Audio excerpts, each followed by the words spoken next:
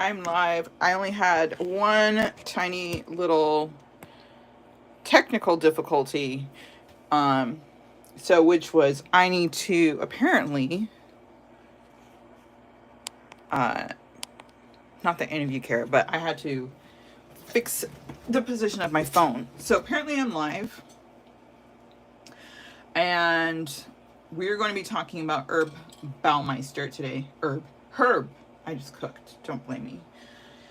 And this is a new format for me. So we will either do really well with this or I will not. So my idea behind this was I really wanted to be able to give you guys more content. Not that there's not enough content on the internet right now for true crime, but you know, I want to do my thing. And in order for me to do it the way I want, which is to actually deliver you guys content and do my paintings at the same time, which is the style that I'm going for, it takes me at least, I mean, you'll see when I paint this, it takes me a while to paint something. When I say a while, I mean it's less than I think most artists, because I don't take that long with it compared to, I'm a fast artist, but art is still, there's still a process to it. And then I had to do my research, and I just don't do research lightly. Then I'm editing the video, and then I'm doing the writing for the content, and easily putting about, no joke, 20 hours into one video, and trying to run my business at the same time, because this is my full-time business. It just was not, I was not able to do it. I need an editor. I probably need a research assistant. Or I need to be able to do this financially more than my other side of the art business, which is selling custom orders, in order to do this. My goal is to be able to do this full time. But I think, you know, that's a dream, right? All YouTube content people want to do that full time, I guess. Maybe, I don't know. I do. I like this. I like doing true crime stuff. I'm a true crime junkie for sure. And I like doing the research. I love writing. I love painting. So this is kind of the best of all worlds. So my goal in the future is I'm not going to be doing long talks or intros in the beginning. I know that I personally, as a listener, like to jump into the case pretty quickly. I mean, I have a couple people I follow really religiously that I'm like, oh, I like hearing their updates, but ultimately I just like to jump into the case. So I will do that in the future, but I kind of wanted to just go over what I was doing here, because this is my first time doing a live. I'm changing the format of what I'm doing. I'm going to try to keep doing videos. I'm just not sure how often they will come out, but the lives I can control. Like I can do this, every Friday type of thing. If you're here, all two of you, say hi, because you are officially my first guest on my live video. So here's the plan. I'm going to paint a painting and talk about a case, and I'm kind of having to guess how long it's going to take me to discuss the case and paint. Hopefully I can manage where I can at least not be done painting towards the end of the case, because I mean, you don't want to stare at a blank page, right? I'm going to try to be as thorough as I can, keeping in mind that I am painting at the same time. And I am going to try to do this every Friday except next Friday, because next Friday I am teaching a class. But I think for the most part, I'm keeping my Fridays open from classes. So I teach sip and paints. Should do a sip and paint true crime. That would be fun. So we will see. We will see. Maybe we won't like this. Maybe it'll take off. I have not seen this format before, so I don't know how well received it is. We will see. I'm going to talk about the case and then not talk about the artwork. I don't think. If somebody asks me a question, I'll try to answer it, but my goal is to focus on the case. Whereas in my other channel, I am talking about the artwork, I'm teaching, it's a tutorial. This is more of a Bob Ross of true crime. So hopefully the explanation gives you a good idea of what I'm going for here. So with that said, we'll see how well I can do, because I am going to have to be reading my notes and engaging questions while painting. I don't know. We'll see. I'm pretty good at multitasking, but this might be even beyond me. We'll see. We will see. So we're going to jump in. We are talking about Herb Baumeister today. And I'll tell you why towards the end I really picked this case. I think it's a very important case to be talking about. And I'm going to kind of break this into two parts. And when I say two parts, they're still all going to be done today. I'm going to break my discussion up into two parts. So the first half of tonight, I'm going to share the story of the case, like you would any kind of true crime case. And then the second half, which is going to be shorter than the first half, I'm going to go into the paranormal side of things, because and I want to say, even though this is my first live video, I don't plan on really discussing paranormal stuff in general, but this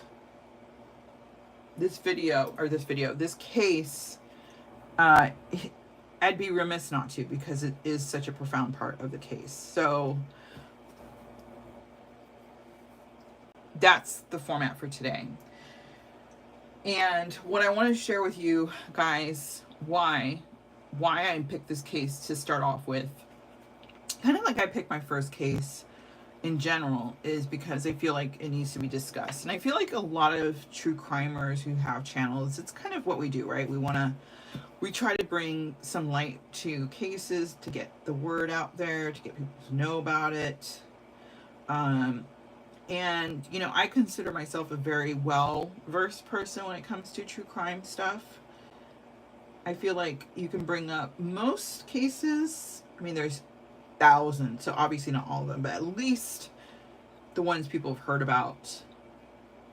Even the lesser known ones, you can bring it up, and I would be able to discuss it without having to research it, because I feel like I'm kind of obsessed with true crime. So I'm always reading books. I'm always listening to podcasts. When I'm painting orders, I am listening to true crime podcasts. There's a couple of channels that I listen to religiously. Like I said, as soon as our videos come out, I will listen to it. Morbid is one of them. Crime Weekly is the other one. And I was really surprised. I think Crime Weekly just did a Crime Weekly news update, which is what opened me up to this. And I'm like, wait a minute, I have not really heard of this case. And then I started looking into it, and I was shocked to hear, I mean, it's a serial killer, and you just feel like serial killers are just the ones that we all know about, right? And I hadn't really heard of, I've heard of, you know, like the I-70 strangler, didn't know anything about the I-70 strangler. I heard about, and that's it. And I don't even think I associated that with this case. And a lot of people don't, and still don't. And there's a reason why for that. And then when I found out what this guy did, I'm like, oh my gosh, this is, to me, one of the most tragic cases I've ever researched for multiple reasons. In true crime, we get cases where, you know, you're talking about true crime. You're never going to have, you might have a happy ending, as in you get justice, or, you know, somebody's story, something. There's always some sort of resolution to the case, or then you have the unsolved ones. This one is tragic, not only because of how prolific Herb Baumeister was, but also because while it's technically solved, there's no resolution.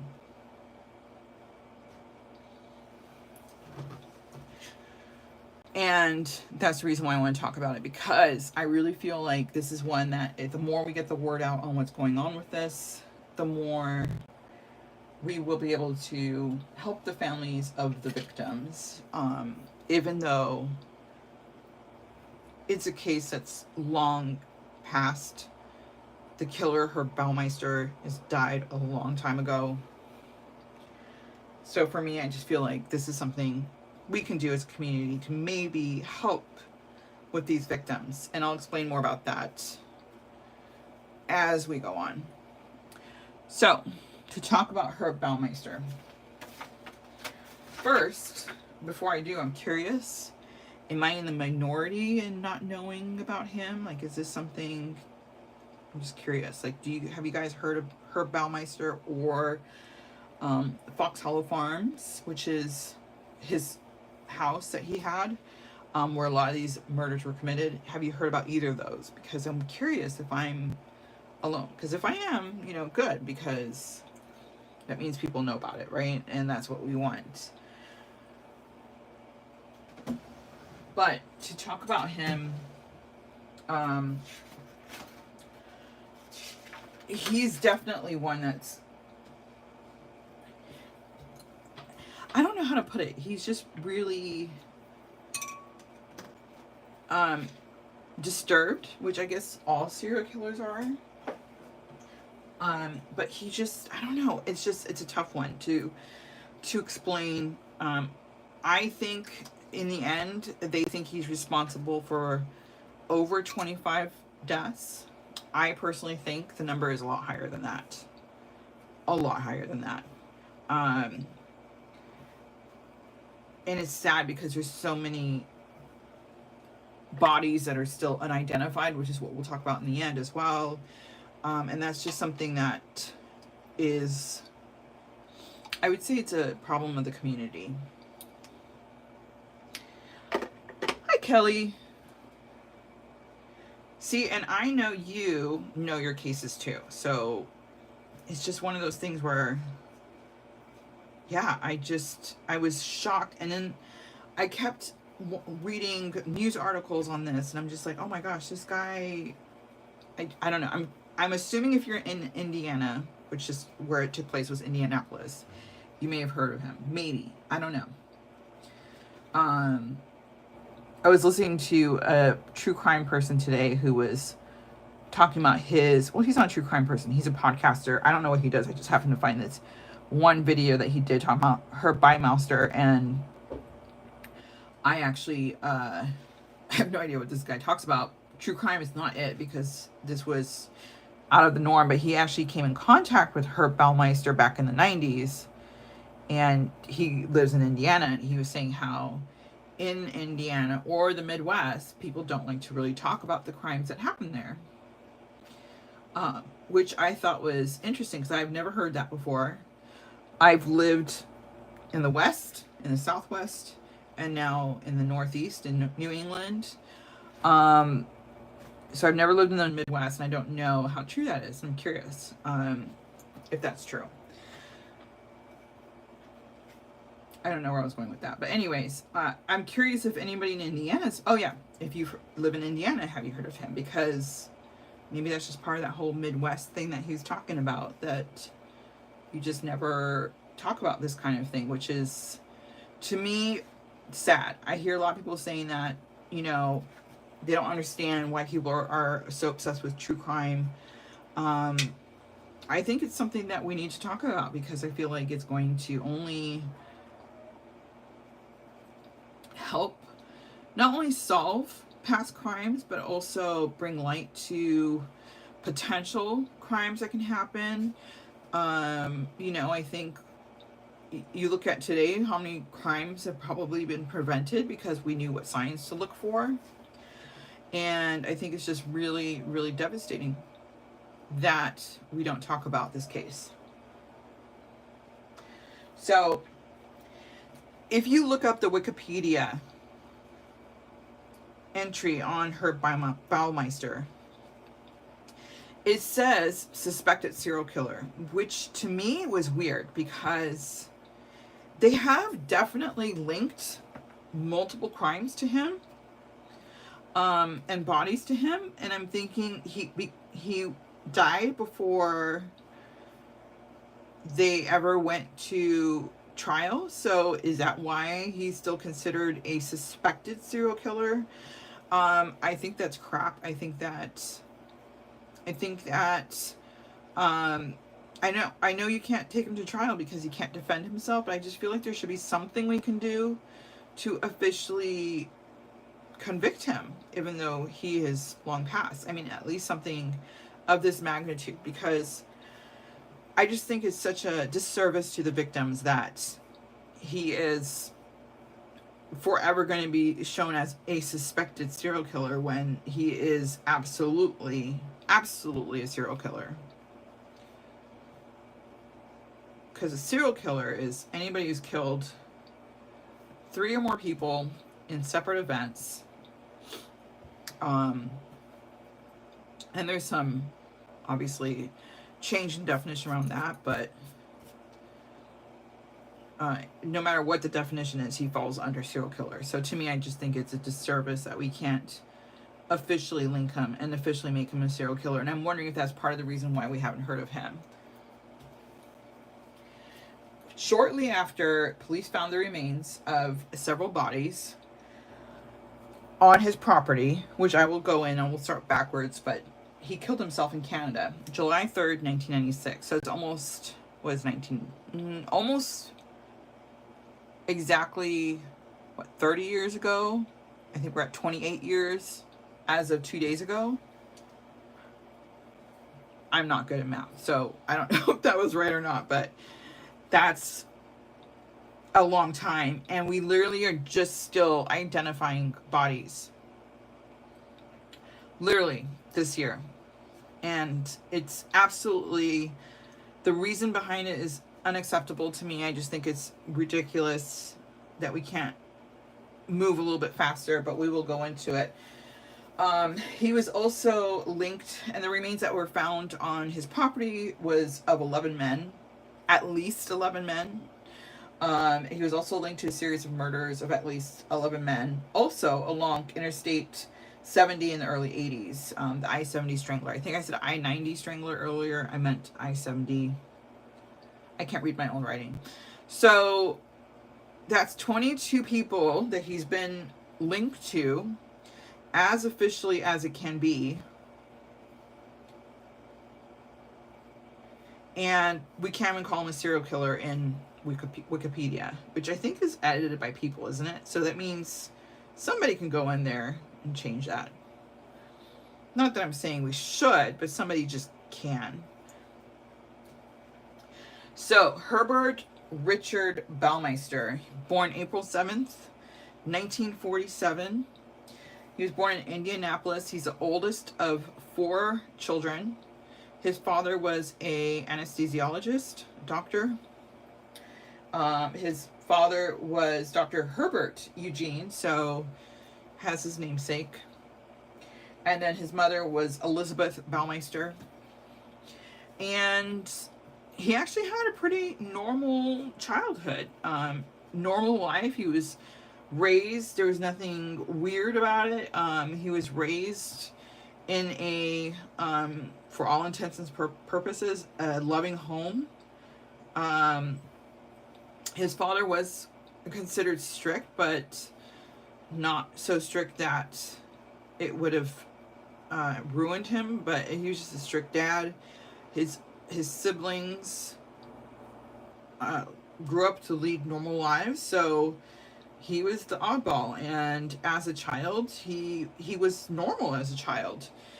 It wasn't until he hit adolescence that things started to change, and I think that's almost like a normal, not normal, but you start to hear, which this is really sad, but because I have a teenage son, I'm like, uh-oh, does this mean this is when you watch too much crime or listen to too much crime. I'm like, oh no, does this mean like I should start watching for signs of, it's terrible, I should start watching for signs of like schizophrenia or something? I don't know why I was thinking that. It was literally a thought that went into my brain and left for like a split second. My kid is absolutely normal and brilliant, but I'm just like, oh my gosh, it's just crazy to me. I think as a mom of a teenager that everything can seem normal, and then all of a sudden you've got this child who is a schizophrenic, and that's what they were dealing with. And Dr. Baumeister, Herb's dad, had Herb secretly evaluated by a colleague. And when I say secretly, he didn't really tell anybody about it. Herb didn't really know what was going on. He was just evaluated, and that's when the doctor friend of his dad said, yeah, he's got schizophrenia and also has a dissociative personality disorder. So what's crazy about that is his dad, who's a doctor, who knows better, who should know better, didn't do anything about it after that. He just didn't get his son treated. So I'm not sure why he bothered if you're not going to do anything about it. But he didn't get his son treated for it, which is absolutely insane to me.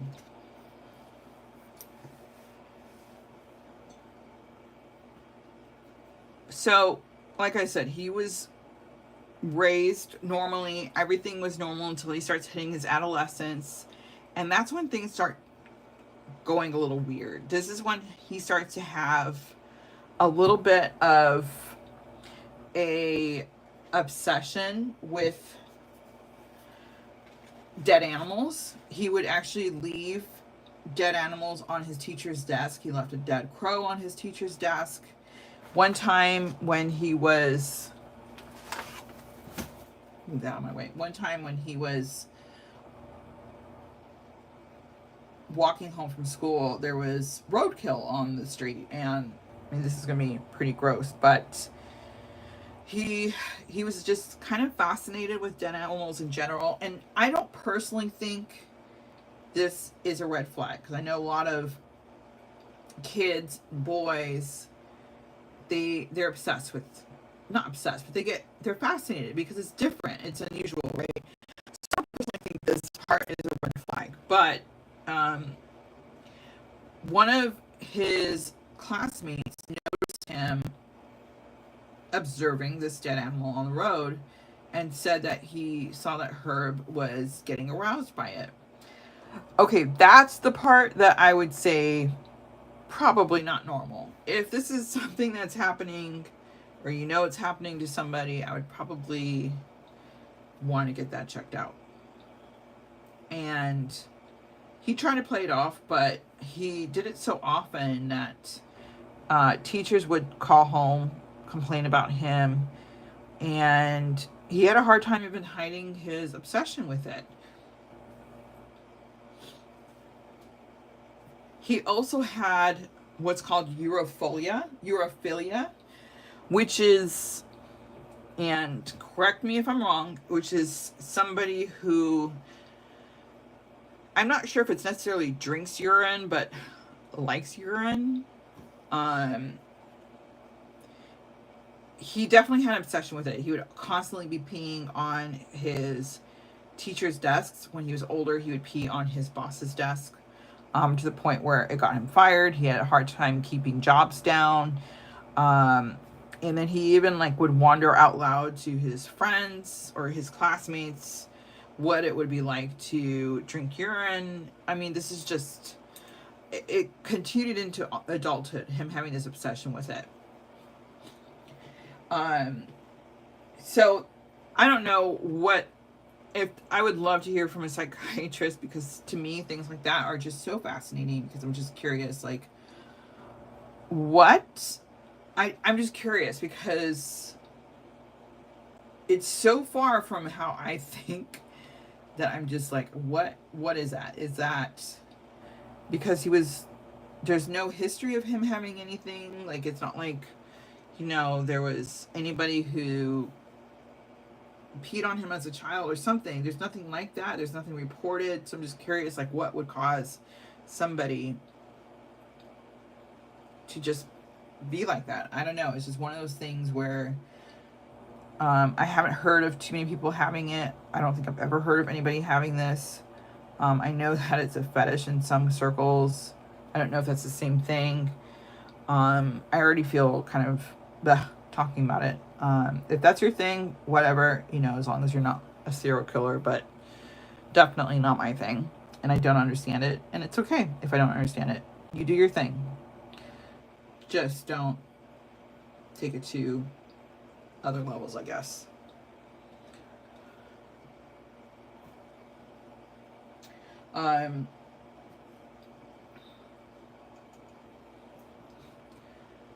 So he just, like I said, he just had issues, and he just, he was diagnosed with antisocial disorder, dissociative disorder, and I don't know how much this played into his father getting him checked out. He, he came from a well-to-do family, and his dad had high expectations for him. I think we see that a lot in just tragedies in general. His dad put a lot of pressure on him, had expectations that he should be doing things that he wasn't. He did go to college, but he didn't do well in college. He did enroll in anatomy, and I think at this point his dad was, happy, because he thought, oh, my son's showing an interest in maybe becoming a doctor like me, but that's not why he was enrolled in anatomy. He didn't do good in school because he just was constantly distracted by the things that he was doing, and his dad was starting to get worried, thinking that he was going to just end up being a complete deadbeat, and this was not acceptable. But he did end up, he didn't really have any girlfriends. He didn't have any friends. Any job that he got was because of his dad's connection. And he would lose those jobs. So when he started shortly dating a woman named Juliana Sacher, his dad was thrilled, and he actually started to act a little normal. And this happened in 1971. He actually ended up getting married to Juliana. I have a theory about something that happened around this time that I'm going to talk about at the end, because I haven't read this anywhere. This is just literally my own idea, so I don't want to tarnish the story with my idea just yet. But he got married in 1971. He had a wedding, a big wedding. Juliana seemed like such a sweet, normal girl. I mean, she was. And his family was thrilled. They went to the wedding. They couldn't believe how normal he was acting, and everybody thought that this was his turning point, that maybe he had turned a corner. Unfortunately, that kind of all went down the drain, and something happened about 6 months into the marriage, and his father had her committed to a psychiatric hospital for 2 months. I did quite a bit of research trying to figure out what exactly happened. All I found was Julie is what they call her, at some point quoting that he was a danger. He was hurting to himself. I don't know what that means. I don't know what exactly happened, because if you think about it, when he's a child, his dad didn't have him committed then. He was doing some pretty crazy stuff back then. I wish I knew what happened, because I think it would shed a light on a lot, but we never find out. And I don't think we will find out.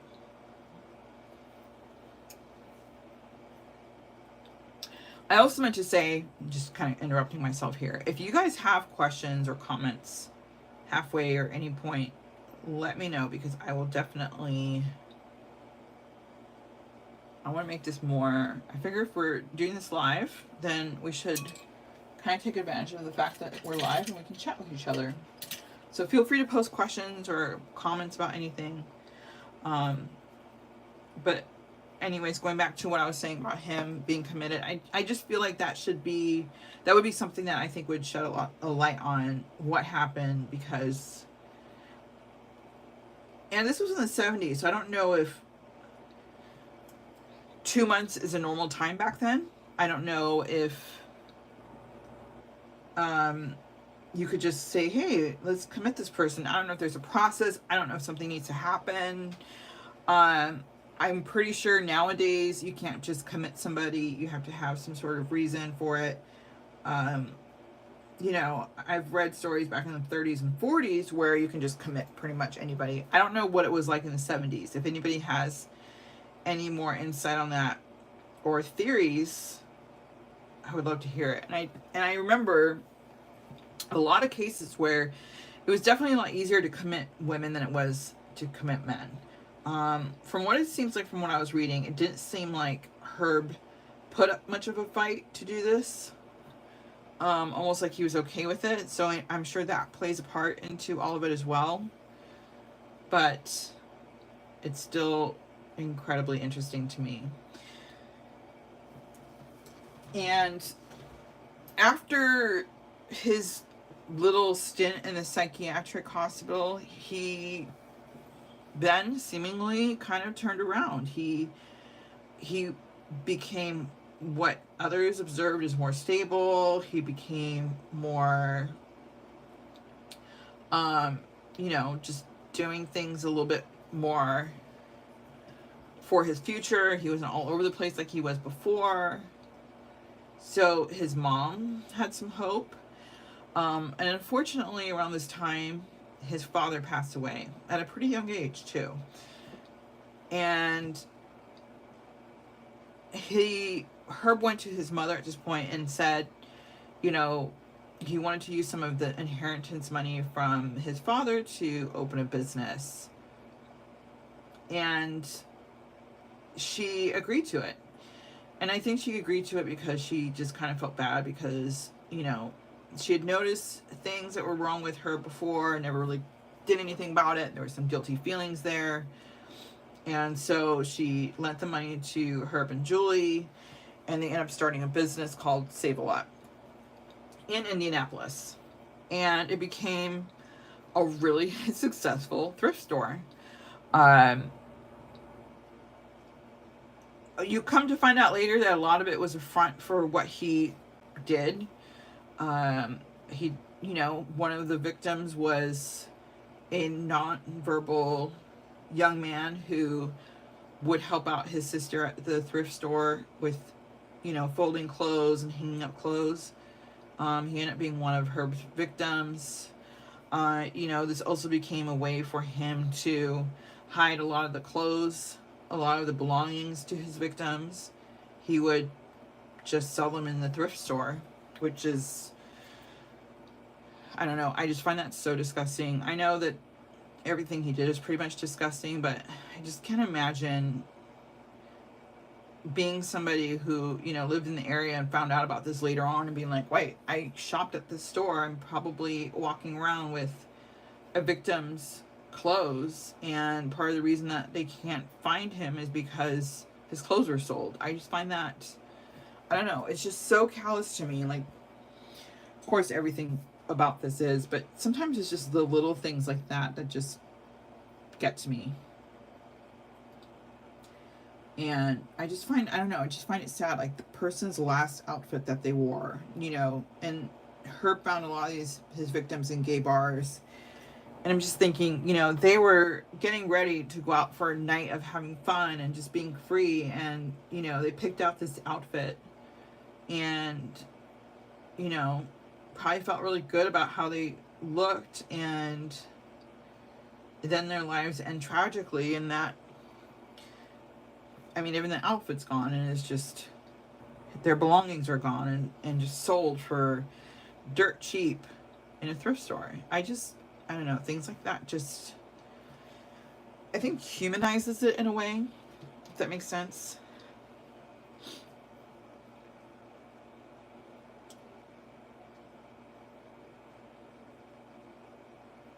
I also have to say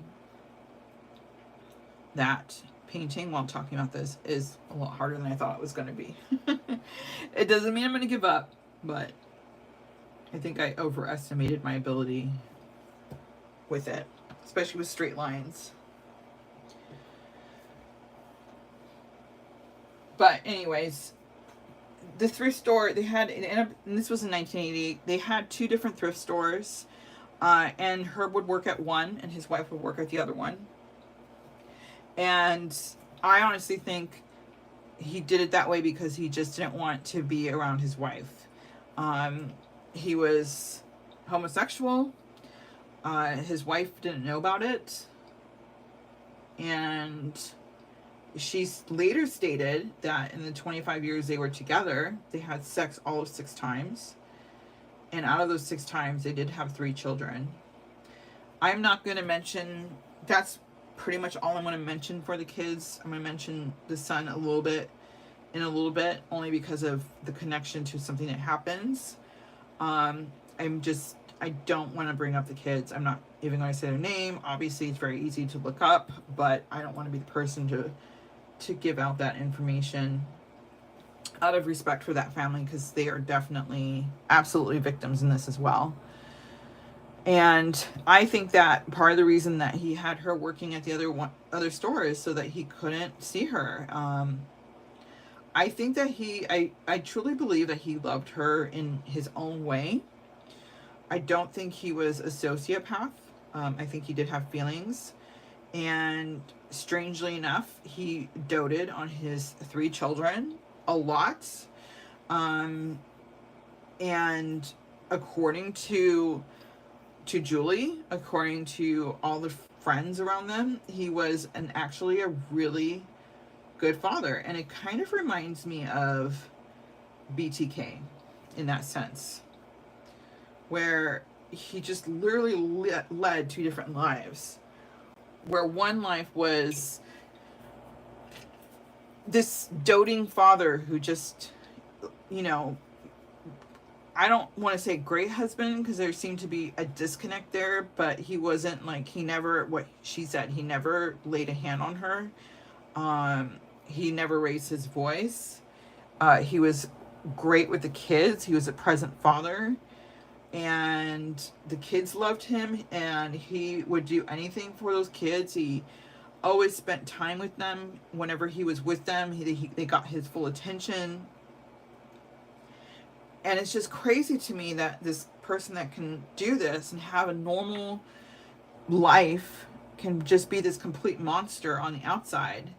And it just makes me really feel for those kids, because I can't even imagine, you know, your father as this amazing, loving human being that you would do anything for, and you find out that this is who he is. I can't even imagine. And it's just so baffling to me that he can pull this off so well.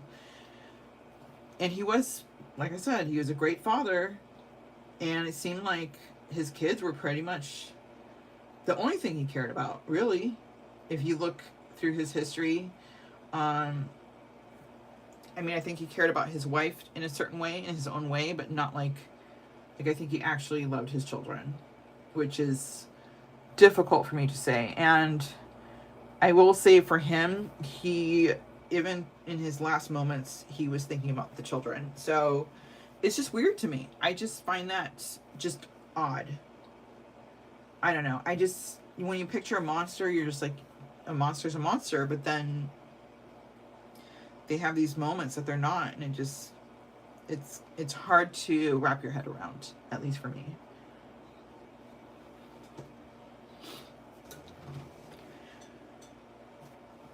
So, like I said, they founded their thrift store. They had two of them. Save a Lot. It was 1988.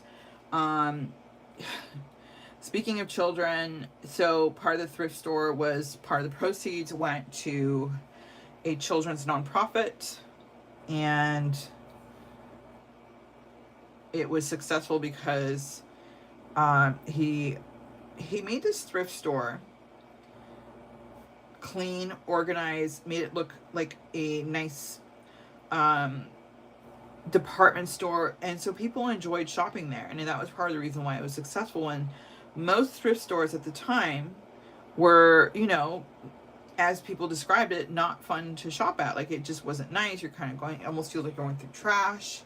And he didn't do that. He made it look really nice and welcoming, and so part of the reason he was really successful was that.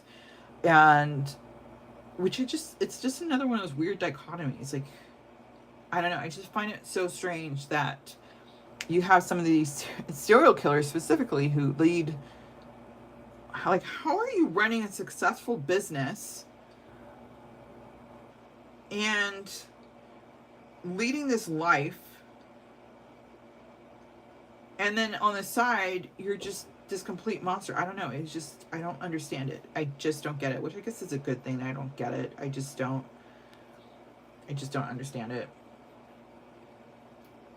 But, you know, I just can't imagine being that nonprofit children's organization who's, you know, raising all these funds from a serial killer. And I did want to look up what happened to Save a Lot. I'm assuming it just went out of business when everything came out, but I didn't look that up, and I forgot to. I'm assuming that's what happened. I'd be surprised if it survived. I feel like I've heard of Save a Lot, but I also feel like maybe that's a name that is common. And there was only two, and it was in Indianapolis, so can't be what I'm thinking of. But I also hear my daughter, so if you hear a child in the background, those are not sound effects, since I'm talking about children right now. I will not add in sound effects.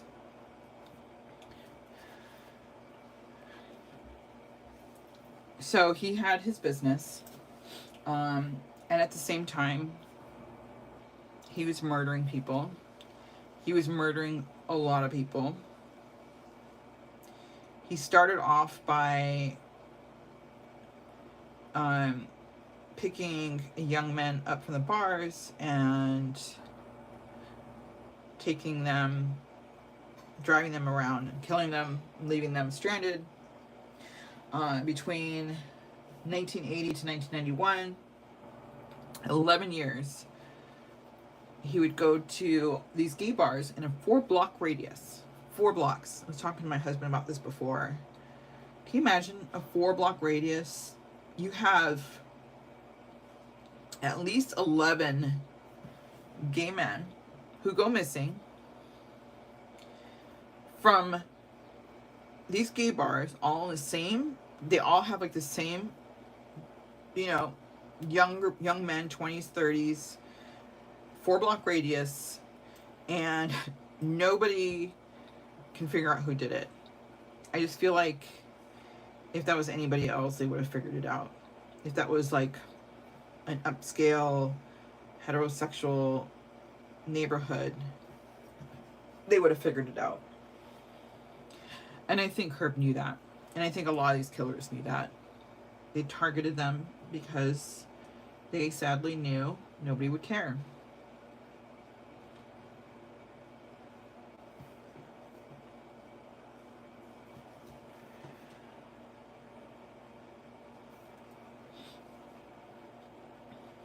I'm going to, at the very end, we have the known victims. So at the end of the very end of the video, I'm going to share the names of the people the victims. And the reason I'm saving it for the end is I want to end on a note where we're talking about the victims. I think there's more we can do for the victims. And so I just want to end on that note. So the reason I'm not going into them now is because of that. I just want to save that for the end. But he did have 11 known victims. I absolutely think there was more than that. I think 11 is just what they found, what they could be bothered with dealing with. I think there was more than that, for sure. And then also, 1980 is when they're saying this started. I remember 1971 is when he married Julie, and then he was committed to a psychiatric ward shortly after that. I really think he started killing way before then. I just don't think somebody starts later in life like that. I think somebody like that started way before. And I think they're doing a disservice by not trying to figure out if he did.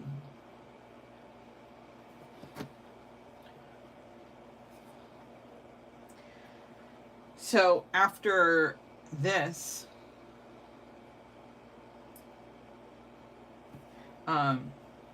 time period, so they were finding all these young men in rivers, off the highways, in ditches, half naked, partially clothed, streams. This is shortly after this time.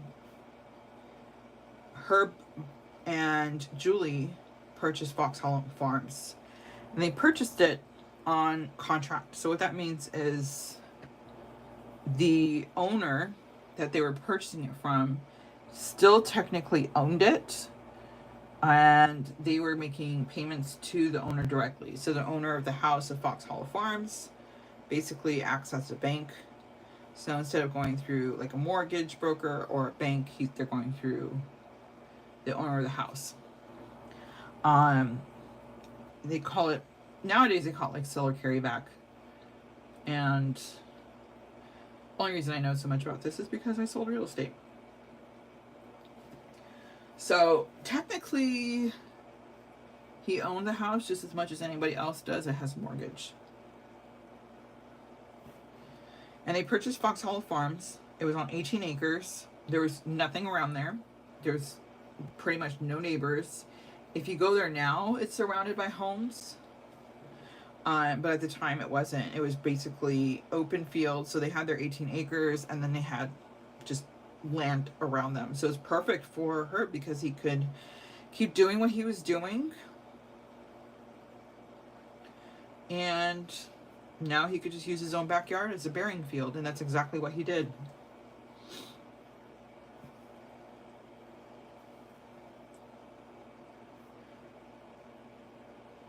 So I'm going to talk about Foxhole Farms in the paranormal part of this conversation because it's just, there's so much to it. I didn't want to, and then it just kept popping up. I'm like, okay, I've got to talk about the paranormal stuff because, I mean, Ghost Adventures was there. There's like a movie on it or a documentary on it. There's a book on it, which I read. And it's just such a prevalent part of this home and the story, and some stuff came out because of this. So it'd be kind of hard not to talk about it. And I want to bring all the information. I'm going to bring up some other theories about Herb Baumeister because a lot of people don't think he acted alone. So I want to talk about that as well.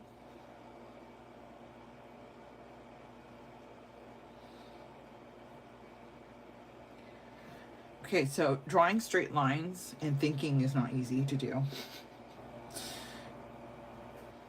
And this house is full of it. So this house is like my nightmare for multiple reasons. And normally, I'd be turning my paper to try to paint. But I don't want to do that to you guys because it might be dizzying.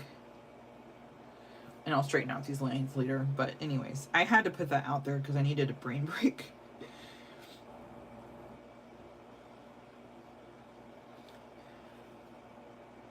So we're going to fast forward a little bit. We're going to talk about somebody named Tony Harris.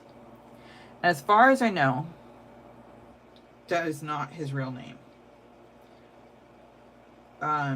And as far as I see, everybody basically calls him Tony Harris, except for one place where I think I found his real name. But I'm obviously not going to share that. But anyways, there's this Tony Harris comes into the story. And he's the reason why Herb Baumeister is caught. So at the time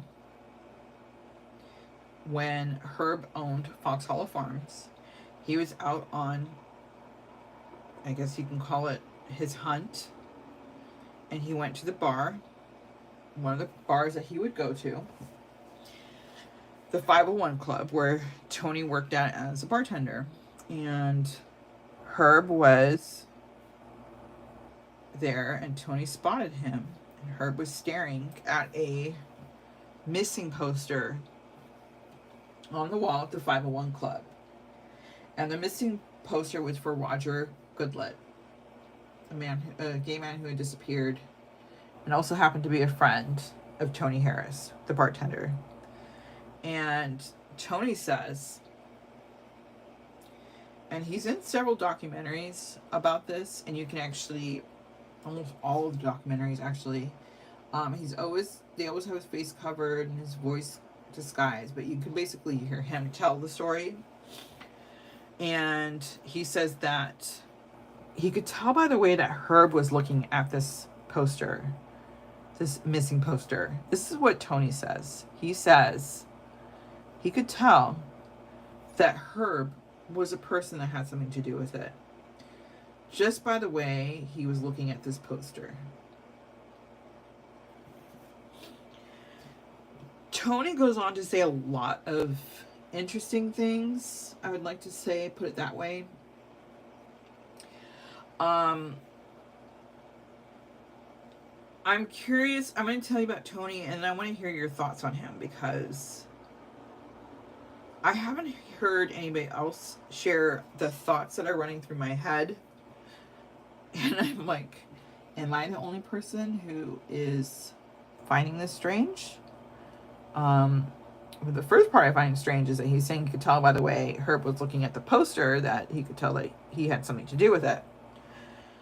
What then happens is he goes up to Herb and strikes up a conversation.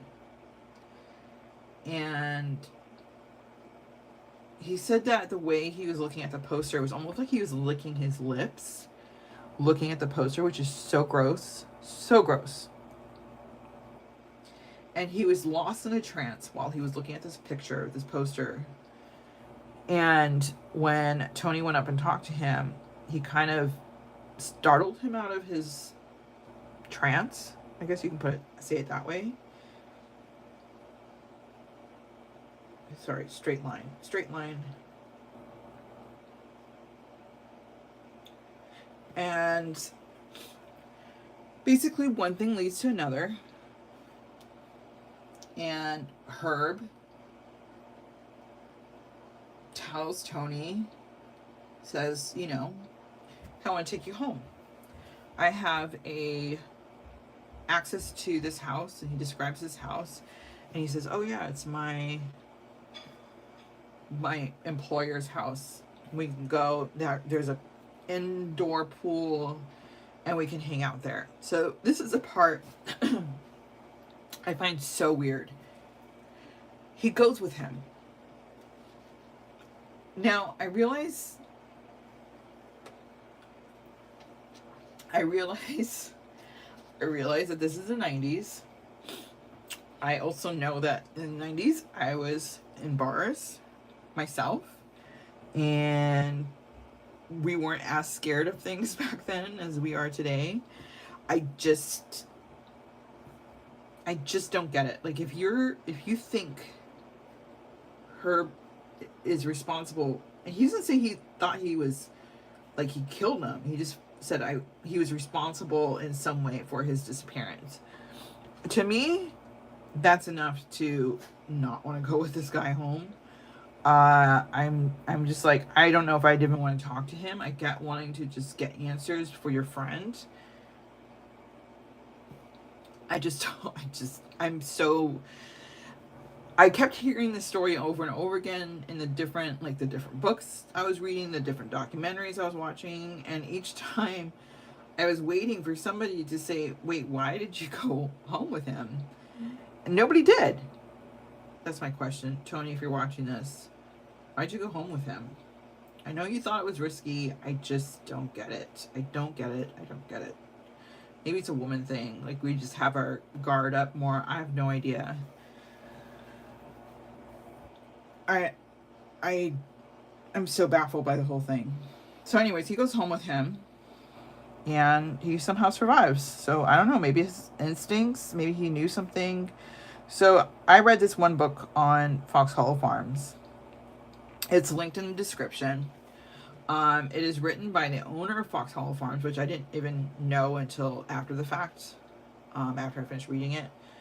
The book I thought was about the murders. It's like 10% murders and the rest of it is about the paranormal side of things. So if you read it, keep that in mind. But the reason why I find it interesting is because in the book, Tony goes into detail about a lot of the stuff with Herb Baumeister when he went home with him. So in that sense, it's kind of worth it to read. It's just keep in mind that it's mostly about the hauntings and stuff and not about the case itself.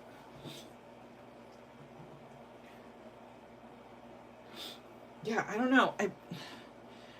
I hear men all the time. Kelly, I'm answering your question. I don't know. I mean, I hear women all the time who just like, oh yeah, I went home with this guy even though he was giving me the creeps. And I'm just like, maybe it's because we're into true crime. Sorry, my dog is climbing up on my lap. So if I sound distracted, that's why. I don't know. He literally said he thought that he was involved in his friend's disappearance. So to me, I just don't understand that. And he said he just wanted to find out what happened to his friend. And I just feel like there would have been another way to do it, but I don't want to judge. And he is the reason why Herb was caught, which I want to go into. So he goes home with Herb Baumeister. And a trigger warning, I guess. And I say guess because we're going to be talking about a fetish. But this fetish might also be a trigger for some people. So Herb was very into sexual asphyxiation. And if you don't know what that is, let me enlighten you. It's basically where you, and this is not something I'm into, so I'm literally just speaking off of what I read. So if somebody wants to correct me, by all means correct me. But you're into basically being strangled for arousal. And it's something about the oxygen being deprived from your brain that is supposed to create an orgasmic effect, or is supposed to have heightened orgasms. And I can just say right now, do not try this at home. Maybe just take people's word for it. But he was into that. And so Tony goes home with Herb. They're in this pool. And Tony says that there are these mannequins standing around the pool. Which, again, another red flag for me. Mannequins just standing around in the pool. I don't know, Tony. So, there's these, it's just weird. reading it was one thing. Now saying it out loud is just a whole another level of weird. Um, I'm not laughing because it's funny. I promise. I'm not being inappropriate. I'm so disturbed by it right now. I just don't understand how anybody went. I don't know. I just can't imagine. Can you imagine you go to somebody's house and I'm sure he gave off, people said he was weird. He gave off creepy vibes. And then you go and you're like, oh yeah, get drunk and we're in the pool, but there's like these mannequins standing around the pool. And then Herb says, hey, you want to try something? And Tony says, okay. Now, I heard Tony share this story multiple locations, as in like once in a book, once in the book it was obviously quoting him, not word for word. I mean, not him saying it. And then in a couple of different documentaries, and his story doesn't change, but he shares some details in some that he doesn't in the other. And like in the one book that was written by the owner of the house, he says how he saw demons standing in the pool around Herb Baumeister, and he said that he believed that Herb was being called by these people, the demons, dark energies, dark entities, he called them. He could see him standing in the boiler room and wouldn't go in there, and he feels like that's why he was saved. Take that however you will. I have no comment, but that's one of the things he shared. But the one that is consistent in all his stories is that Herb says, do you want to try something? And basically goes on to explain to him that the one way to get the best orgasm is through this asphyxiation process.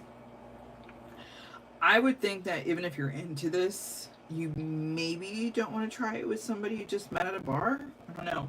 I would think that's kind of something you warm up to. I don't know. I've been married for 20 years, so I don't know. Maybe I'm missing something, but I just... Okay, so anyways, he said, sure, let's give it a try. And I guess he does it to Herb first, which, man, if he had just kept going, right? And knocked him out and killed him right then and there, how many lives would have been saved after that? But anyways, he does this to Herb, and Herb comes to afterwards, and he basically was like, oh yeah, that was exactly what I said it would be. And then he does this to Tony. Now, Tony then goes on to say that he still suspected that Herb was responsible for the disappearances of these young men, and even suspected that it happened in the pool. And so he somehow convinces Herb to let him go back home, and Herb drops him off after this, and Tony goes and tells the police. And he says, yeah, this happened, but he couldn't describe, he described where the house was, but he couldn't give enough of a description to help the police out in any way. Like, they couldn't find the place based off of the description. So they said, well, if you see this guy again at your bar, you need to get his license plate. And the name that Herb gave Tony was Brian Smart. So they couldn't find him based off of that either. So it's not until like June, like maybe 6-7 months later, that Herb returns to the bar. And at this point, the investigator says, oh yeah, Tony was super brave and he couldn't get the license plate, but he told other people at the bar, make sure to go outside, get his license plate number.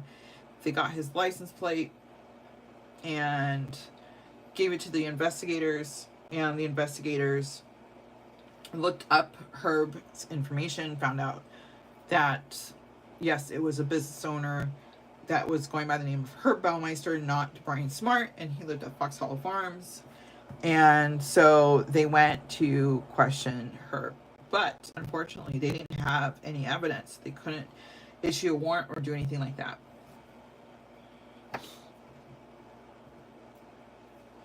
And when they questioned him, he wouldn't let them search his property. Surprising, right? And they also questioned Julie, who, remember, Julie's a wife, and, you know, she said absolutely not, because she didn't believe what they were saying. She didn't know what was going on, and she says, no, you cannot search the property. So even when they questioned her separately, she said no. But something started to nag at Julie, and some time goes by. And remember, Julie and her, you know, they're married, they've got their thing going on, but at this point, they're kind of on the outs. You know, she's thinking about leaving him. They're kind of going through some sort of separation, maybe not so much a divorce, but, you know, a separation. They've got their 3 kids. So, you know, things aren't great, and she starts to think about stuff. And she tells the investigators that no, they can't search the property, but after a while, whether it's her conscience or not that nagged at her, she called her attorney, and through her attorney, she relayed some information to the investigator. And the information is this. A few years before this, her son was out playing in the yard and found a human skull and brought it to her. It's at this point she tells Herb, hey, our son found this human skull, and Herb kind of laughs it off and says, oh, that's just my dad's collection. I remember his dad was a anesthesiologist, so he had this collection. He said he had this collection of cadavers or whatever. He liked to keep bones, and that might have just been something that he kept on the property or something. And when Julie went to go see where the skull was, she said it looked like somebody had just lied down there and died. Because the bones were kind of just, it was like the whole skeleton, and it was just not, it wasn't like scattered or anything. They were all together, and it was like, the way she described it was like somebody had just laid down and died that way. Which to me, I'm just like, shouldn't that have been, okay, maybe the whole, you know, you don't think of your husband as ever doing something like this. I get that part, but if it was like his dad's collection, why would it just be laying out like that? I don't know, I guess you kind of lie to yourself sometimes, right? I guess you couldn't really picture your husband doing stuff like this, and apparently he was really good at hiding that part of his life because she didn't suspect it. So the attorney tells the investigator, and she says, you can come see where this part is that we found the bones. It's gone now because Herb moved it at that point, because she was like, you can't have this around kids, blah, blah, blah. So he moved it, but she says, yeah, come and take a look, see if you find anything. And so the investigators go to the part which is only 60 yards from the house. They go and they look at where the bones once were, and lo and behold, there's a lot of bones in the area. They call in forensic psychologists, or forensic, would it be not forensic psychologists, forensic, what are they called? The forensic team. And they start excavating the area, and they find thousands of bone fragments. And they said some of them were burned. There was like a burn pit, a burn pile. So unfortunately, a lot of them were burned beyond recognition. They said a lot of them were like the size of a fingernail. So you couldn't even tell what kind of bone it was. But I mean, they tested it. There was large femurs and stuff too. But when they tested the bones, they confirmed that they were human bones, human remains. So they were busy excavating this entire site and going through all this stuff. And they were almost done after, setting up the camp and excavating, when one of the neighbors comes by and says, hey, I guess the kids were in the area looking at what they were doing. So what are you guys doing? To the forensic team. And the forensic team tells them, oh, we're looking for somebody who might have gone missing here. And the kids say, oh, well, we found a bunch of bones in the creek down the road. We thought they were just animal bones, but there's a lot of them. You might want to check it out. And sure enough, there was hundreds of more bones in the creek down the road. Can you just imagine these kids? This is why, like, when people find bones and they're like, oh, it's not a human bone, I'm just like, don't assume. Always just call like a forensic anthropologist or something and have them confirm, because you just to be sure. It doesn't hurt, because can you imagine if those kids, or if Julie had just had it checked, because there were bodies there were people that went missing after this whole incident. If she had called somebody that could have saved those lives of those people that went missing, and the same with those kids. Not that I'm blaming them, of course. They're kids, they don't know. But how many of us have made that kind of decision? I mean, I haven't. I don't come across bones, but I see people in, like, my hiking groups all the time. Like, oh, look at these bones I found. And I'm like, and people, oh no, it's just a moose or whatever, cow, or I'm just like, if somebody who is an expert needs to test it, why is somebody who's not an expert able to just look at a Facebook post and say, oh, that's not human? It's just beyond me.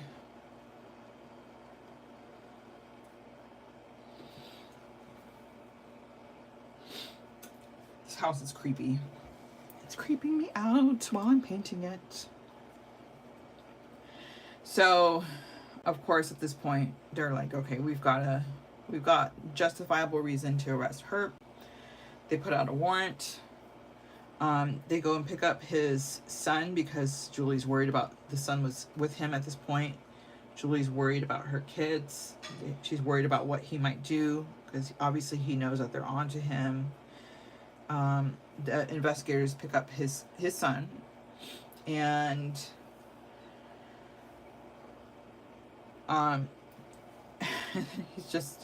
he somehow gets away. They just let him go. He ends up borrowing money from his brother, going across the border into Canada and into Ontario, and he commits suicide. He leaves a 3-page suicide note. In that note, he talks about his marriage issues. He talks about his children. He talks about his business failing. He talks about everything except the bodies, except what he did. He doesn't mention anything about the bones. He doesn't mention anything about the crime scene, about the house, nothing. None of it gets mentioned. It's as if even in his final notes, he's not saying anything. Now, there are some conspiracies around this where people think that he didn't kill himself. People think that he was shot, because they're saying that he was not found with a gun. From what I've seen, he was found with a gun, and his gun next to him.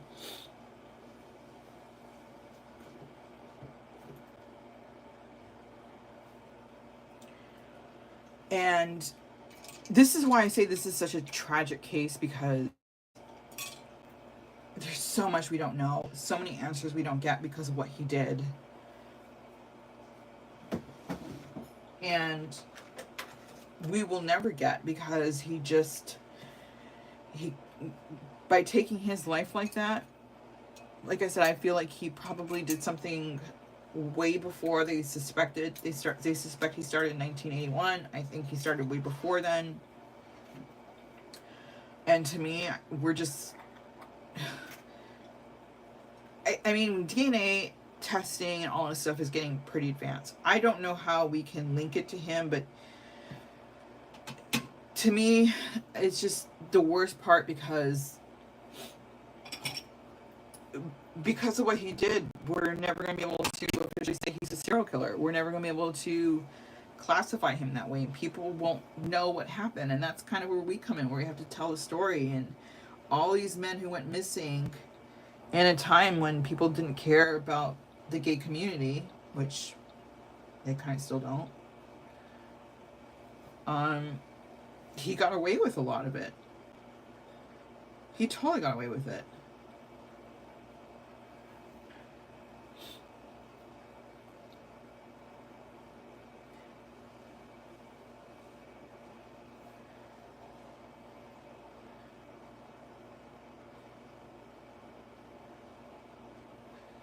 One thing I want to share about Tony, just thinking about this right now. From what I understand, from what I could tell from what I was reading, is it comes across as if he had a relationship with Herb at one point. It seems like it went on for 2 years. And the way they explain it is that he was doing this to try to get information. He was at the house multiple times, it seems like. When you listen to his interview, it seems like he really loved him. I don't know how real all of that is. I don't know if it's just... And he does it with he disguises his name and he never reveals who he is, so it's hard to say. You can't say he's doing it for his 15 minutes of fame because you don't know who he is. But at the same time, it's like, well, he's on TV. I don't know. Like, if the story is truly what he says it is, then he's absolutely a hero. But I say this very loosely, something just doesn't add up to me. Like, did you have a relationship with him? Something. I don't know if it's just he did have a relationship and he knew what was going on and he loved him. I don't know. It's hard to say. But it's just... I'm having difficulty saying stuff because, as we see on paper, he is a hero. And I don't want to tarnish that if that's the case. It's just certain things don't make sense to me. It seems like it took him a long time to come forward. So, take what I just said with a grain of salt. Also the stuff with the demons, I don't know, it's just all a little weird to me. A little strange.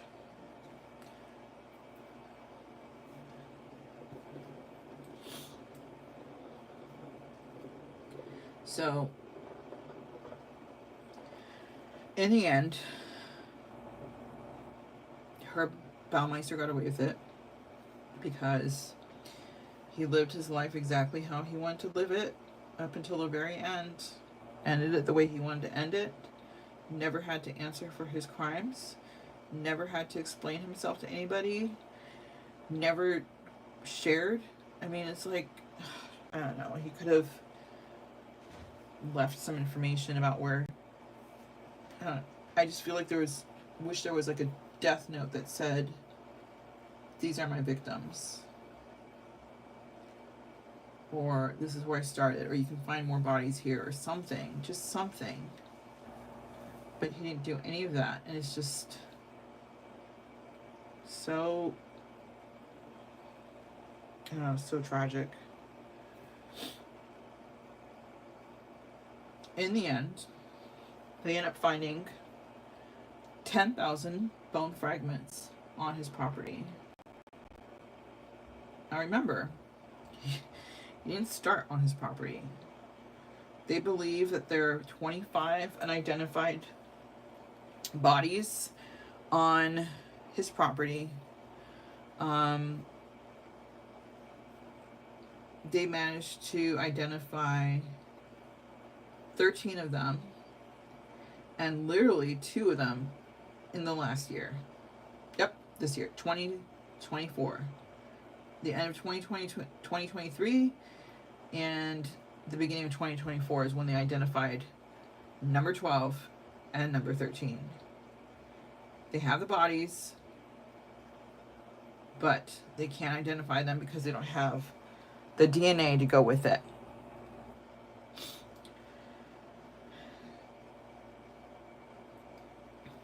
And I'm going to give a contact number at the end as well of if you know anybody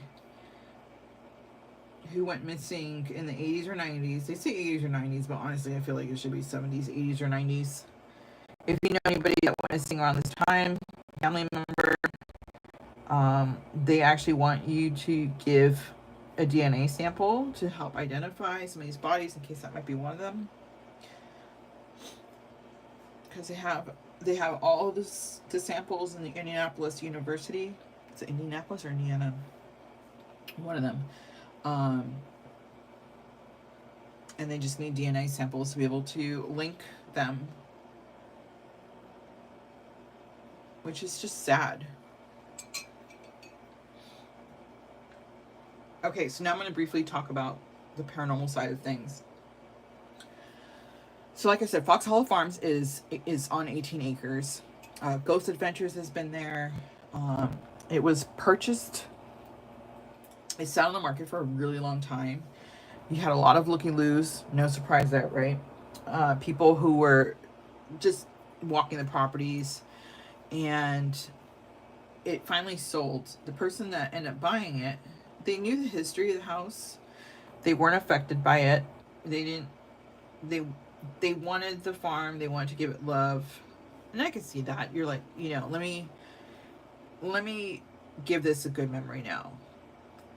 And I know people like that too, who are like, you could turn a house from a bad to good. And this couple bought the farm. And they started to have paranormal activities to the point where even to this day they allow paranormal groups to go in there to investigate. They've had psychics go in there. And a couple of things that they've had that they've noticed is they have kind of like, the garages with the apartments over the garage. They had a friend who stayed there for a little bit. Joe LeBlanc, probably LeBlanc. And he would constantly get somebody knocking on the door, like pounding on the door. He said he saw somebody like running through the woods at one point. He described what he describes as an elemental on the house, on the property. The investigators have said they've had psychics go in there, and they've stated that they have, one psychic said that they do have an elemental on the property, a negative being type of thing. A lot of people say it's a threshold, a demon threshold. A couple of people said that Herb is actually not at the property. Some people think he is. There's people who say that his victims are there trying to help people find their bodies. I didn't watch the Ghost Adventures one, but I do want to watch it. A lot of activity around the pool and the boiler room, which is supposedly where he did kill most of the people. And Tony, remember Tony, the guy who had a relationship with him? He's actually gone on a couple of the ghost hunts as well, and has his own opinions about what's happening. But it's definitely, I know I keep laughing at like the wrong time, but I don't know, I just find that I've done ghost hunting. I love ghost hunting. But for some reason, I can't take it seriously with this place. I can't even tell you why. it is a creepy house. If you go there now, it's surrounded by other homes, so it's not as big. What I find crazy is they still find bone fragments frequently there, and they're constantly turning it in. Like, that's just wild to me. Like, how that part is where I want to be able to live there. Like, I don't know if the haunting so much would bother me, but the whole you're still finding bone fragments is just wild to me.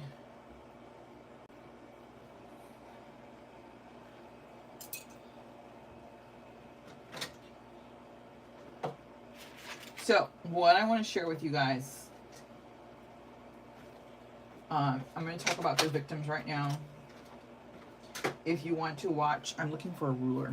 Oh, here it is, right in front of my face. If you guys want to watch The Ghost Adventures, let me know how it goes, because I have not watched it yet. But I'm going to tell you about the victims. But before I do, the number, so if you, like I said, if you know somebody who's gone missing in the area, and this is in the Indianapolis, Indiana area, if you know anybody who's gone missing in the 80s or 90s, if you have a relative who disappeared, contact the Hamilton County Coroner's Office at 317-770-4415.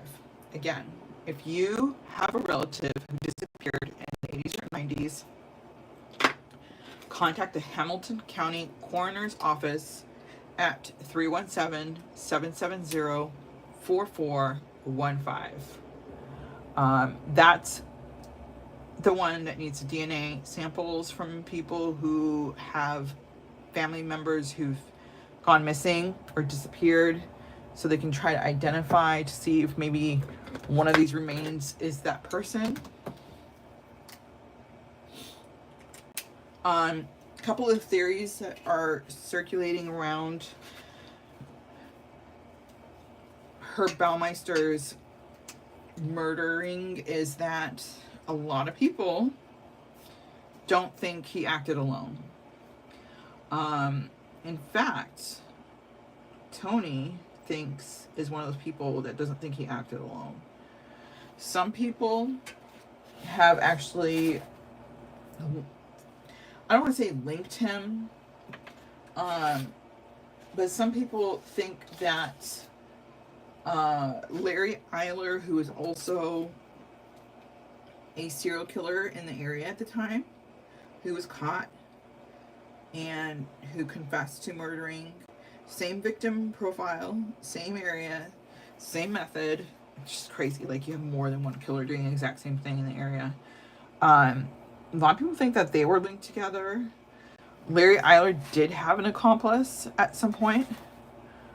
He did name the accomplice, and not as Herb Baumeister, but some people think that they worked together. A lot of people don't think that Herb worked alone.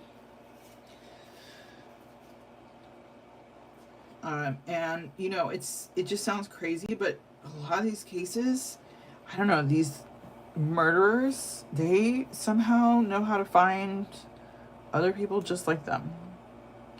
I don't know if they have like a weird sense, but they always, you just hear about these, it's like, especially, it's gross, but pedophiles do that.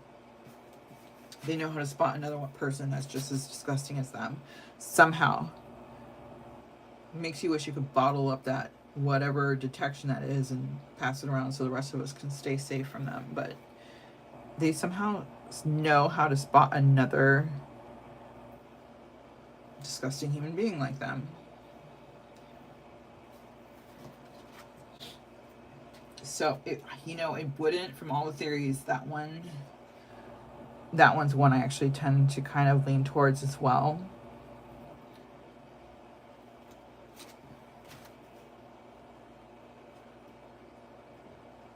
I'm trying to decide if I should give this a blue sky or if I should make it creepy. I think I'm gonna go with creepy. I don't know. So that's one of the theories. He has not been officially linked to the i-70 strangler as a killer, but he was being investigated as that one at one point.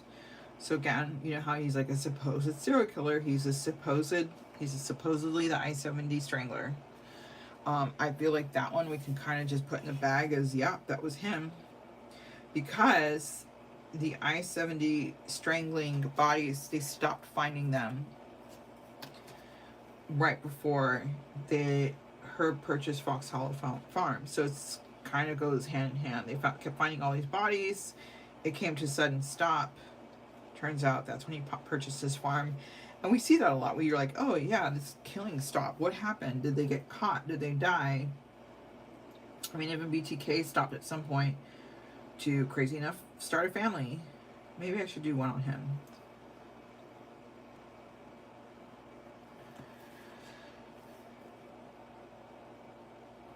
So I wouldn't say that's so much a theory as it's just something we can't link because he's dead.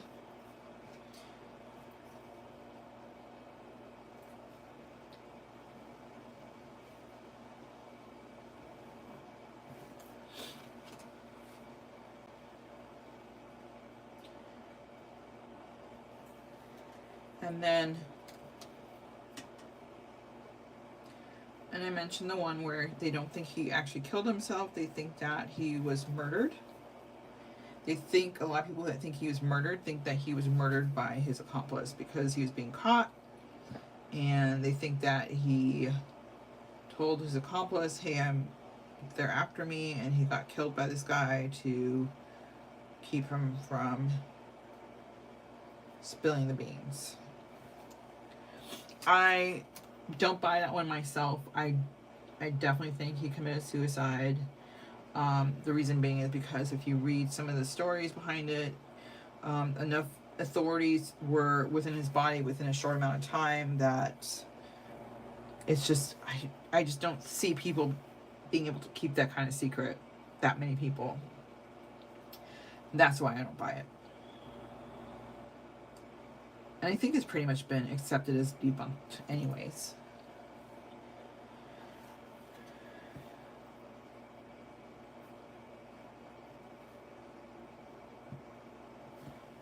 And then, of course, our victims. This is the most important part, is the victims, of course, and unfortunately, we don't know enough about the victims because if you listen to the news reports at the time, it's disgusting because they do victim blame. They're basically saying it's because of the lifestyle that these men lead that this happened to them. And it's hard to believe people think that way. They still think that way, which is gross. And because of the coverage, I don't think we ever really got good information on these victims. And hopefully this is the start of bringing more notice to them. Hopefully people start coming forward with their DNA samples. We're making such great progress that I feel like we should start finding out more names. I mean, we recently did. A lot of it is cost. But if enough people come forward, that will help a lot. So our victims. I start with our first one, Maurice Allen Taylor. The topless corpse of Maurice Allen Taylor was found on July 21st, 1982. He was 22 years old, and he was found in the Weasel Creek in rural Hamilton County, Indiana. He was one of the I-70 strangler victims. While his cause of death was not sufficiently established, law enforcement suspected that he had been strangled. And these are not my words. These are the words described in the article. Taylor was a vagrant who lived in the boiler room of an apartment complex in Indianapolis. That's not how I would describe a victim. And due to his financial difficulties, he offered sexual services around the gay bars. They're assuming that's how he met Herb Baumeister. And that's the first known victim of Herb. I hope I'm pronouncing his name right. I looked it up. Delvoid Lee Baker was 14 years old. Younger than my son. 14 years old. Was found semi-nude near a river in Hamilton County, Indiana on October 3rd, 1982. While investigating his death, authorities located witnesses who stated that Baker was last seen on the evening of October 2nd, the day before, in downtown Indianapolis, boarding a blue van driven by a young white man with a bushy mustache. The boy's parents told police that he had been riding his bike to the city center on the night of his disappearance, from where he called home at 10:30 p.m. to inform them that he was going to be late because he went to go to the cinema. It was later established that Baker had been cruising the Indianapolis gay bars for the last 3 months and had been prostituting himself at 14 years old. Just sickening. Michael Andrew Mick Riley, 22 years old, disappeared on May 28, 1983 after visiting the Vogue Theater, a gay nightclub in Indianapolis. He was last seen with an unidentified man with whom he later left. In February 1998, an Indianapolis resident contacted the police and claimed that Baumeister was the man last seen leaving the Vogue Theater with Riley. Yep, you heard that right. Somebody called out Baumeister. Riley's nude body was later found in a ditch in Hancock County, southeast of Greenfield, on June 5th. The autopsy determined that he had been strangled, with the perpetrator likely using a towel. I didn't even know that was possible. Eric Allen Rutger, I want to say it's Rutger, 17 years old, vanished on May 7th, 1985, with his shirtless body found a few days later near a stream in rural Preble County, Ohio, east of Lewisburg. According to his parents, Rutger was planning to attend interviews for his summer job on the day of his disappearance, but did not attend any of them. His friends and relatives denied that he was gay, but later research indicated that Rutger had many acquaintances who were drug addicts or drug traffickers. Witnesses claimed that they had seen Eric at a bus stop in the early morning of March 7th, but instead of waiting for the bus, he accepted a ride from a passing car. When found, he had an apparent burn mark on his left shoulder and had been strangled with a rope.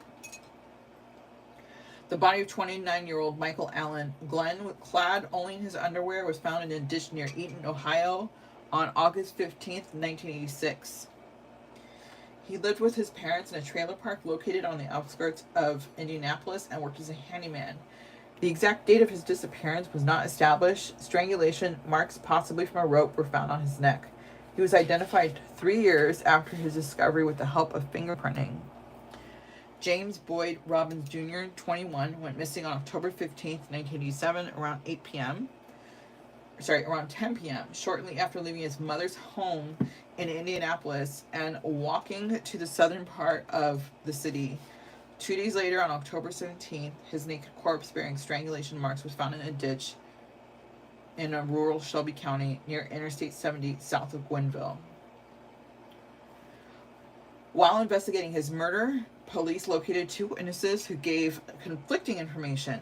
One claimed that they had seen a red Jeep Wrangler Renegade near the crime scene, while another said that the car was a Chevrolet Blazer. This is also why some people are speculating that there was more than one person, because this isn't the only time that this happens, that some of the witness information is conflicting. The corpse of 26-year-old Stephen Lynn Elliott, clad in his underwear, was found on August 12, 1989, in rural Preble County, Ohio, near Interstate 70. He had been strangled, presumably with a rope. Elliott's father told police that when his son came out as gay in 1979, he then left the family household and became involved in prostitution, developing an alcohol addiction. Clay Russell Boatman, age 32, a licensed practical nurse, disappeared on August 14th, 1990, after leaving his Richmond, Indiana apartment. Uh, he went to visit Our Place, that's the name of a local gay bar. His body, showing signs of strangulation, was found in a ditch by a group of children near Eaton, Ohio. When interviewed, Boatman's family denied that he was homosexual. Just makes me sick that even in death, you're like embarrassed by him. That's just like Thomas Ray Clevenger Jr., aged 18, vanished without a trace on September 16th, 1990. His semi-nude corpse was later found at an abandoned railroad track near Greenville, Ohio.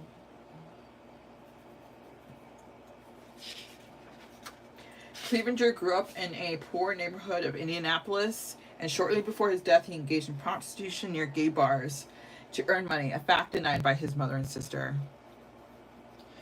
I was listening to an interview of one of the family members, and so I have to keep this in mind too. They asked at that time if their child was, going to the gay bars or was gay, and they said no. And the reason they said no, according to them, was because they knew that the police wouldn't take it seriously.